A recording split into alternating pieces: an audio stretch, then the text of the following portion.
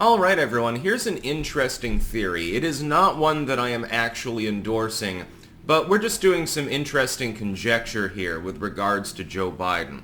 I've said throughout this election, winner to loser to winner is like the most popular thing ever. Look at Disney's Hercules. What happens? Hercules becomes the champion of everything, then he gets laid low, then he becomes a god.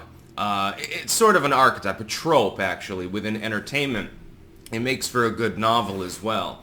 You set somebody up and they rise up into power and wealth and fame and all these other things. Then something happens and they lose everything. They're like in an alleyway or something. They're selling their body for crack money. But then they clean themselves up and then they succeed again. And it's a very, very popular style of literature and everything else. The cat is trying to distract me, by the way. Trump has that advantage right now. He was a president of the United States, inexplicably because, 99% of political commentators thought that he wasn't going to make it. I was one of the few that correctly guessed he's going to make it. I can't imagine that the U.S. public wants World War III, so they're probably not going to go for Hillary Clinton. Then, of course, he loses, of course, as the result of uniparty scheming mainly. Now he's poised to rise back up. If we look at polling, general election, swing state, it really doesn't matter at this point. He's ahead pretty much everywhere across the board. Even the congressional Republicans are a little bit ahead right now, although again, I do have a feeling they're going to lose the House of Representatives.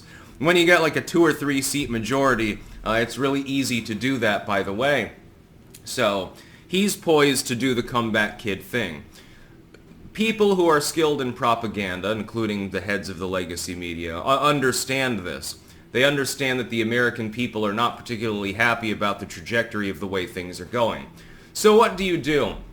You lay Biden low. He's become a winner because he won the election. So you bring him low. You take any opportunity to spend a few weeks just lambasting him, saying, "Step aside, Joe."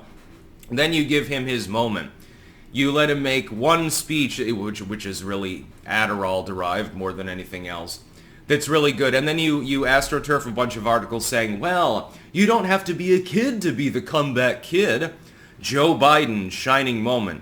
We're sorry, Joe, because we underestimated you, or something like that. Something cliche. Again, I'm not conjecturing that this is actually what's happening. In my opinion, he's just got dementia. He's not doing so well, and he'll lose the election. But imagine that were the case. It'd almost be magnificent levels of propagandism when you think about it. It would be rather funny. It'd almost be amusing if he did win re-election because of something like that. I don't know that it'd be successful at this point, though, because, most people think with their wallets and the economy still fucking sucks. That's why Alan Lichtman, with his red-faced rant the other day, doesn't even make any sense. He's saying that Biden gets 2 keys for the economy. What are you fucking talking about? In his 13 keys to the White House system. Good short-term economy, good long-term economy? Have we had either of those? No, I think that those are advantage Trump on that one. He definitely had a good short and long-term economy. I mean, in the short term, towards the end, because of lockdownerism, you had some problems, but otherwise, things were generally good. So they may be trying to Astroturf Biden as a comeback kid. It would be funny if they tried that, by the way. I mean, there is a remote possibility that that's what they're trying to do, so, be careful. There's a war for your mind out there. I think, though, that the reality is simply that Joe Biden is not the same man that he was even in 2020, let alone prior to running. He was already a little bit low energy then, but clearly he was not cognitively impaired to the point where he was incapable of tying his own shoes. He might be at that point now, and there are still months to go until the election. He has, September, you've got the next debate, so you get a couple of months until that. When you have dementia at the level that we saw in the first debate, a couple of months is a meaningful length of time. I would be very, very surprised if he does well at the September debate. I'd be extremely surprised at that. I think it'll be more like the debate that we just saw. And the legacy media which has circled wagons for so long, they're having some problems right now. Because now they have to explain to people why they did that, knowing that he was in decline. Again, 2020, a little bit of decline. Okay, there's a gaffe here and a gaffe there. Maybe he trips. He's an old man. So, it's forgivable. It's plausible. You can say, okay, well, he's just old. All right, and then they could always wagon circle and say, well, Trump is old too, and here he is walking down the icy steps. That was the best that they had.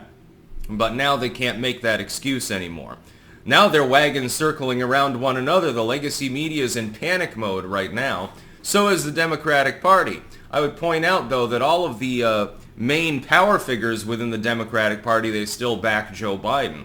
Schumer, Pelosi, the head of the DNC came out almost right away and said, look, no, he's the nominee. He doesn't even have a competitor at this point. When's the last time they polled? In fact, I don't even know. Are they even still holding primary votes? I never get to see any results on RCP, so I can just assume that the race is over. If he stands down at the convention, it'll be a freak show. It'll be absolute chaos. It will be a repeat of Chicago 68, which is funny because their get-together is in Chicago. I think they may have chosen the wrong venue, by the way. Republicans, by the way, they're going up to Milwaukee because they still think they can win Wisconsin. Maybe. If you overrun the system, then maybe those ballot drop boxes won't be so meaningful. I do believe that Donald Trump will win re-election. At this time, it's becoming more and more clear. Again, we're getting on towards halfway through July at this point. You're running out of time to recorrect a campaign that has been off the rails for months now, and it didn't go off the rails because of a poor debate performance. It was already off the rails. That's the whole problem. The whole problem is that on every major issue you suffer a deficit with the public unless you try to front burner abortion as an issue, and it didn't work. They were trying to do that for weeks. It didn't really pan out. Now you've got people astroturfing Kamala Harris, 24. That's a really great idea.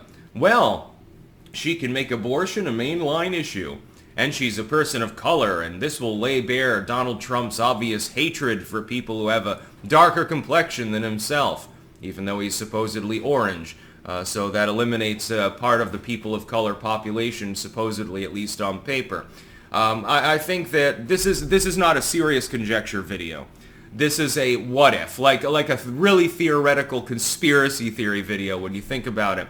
I just thought it would be funny to talk about that.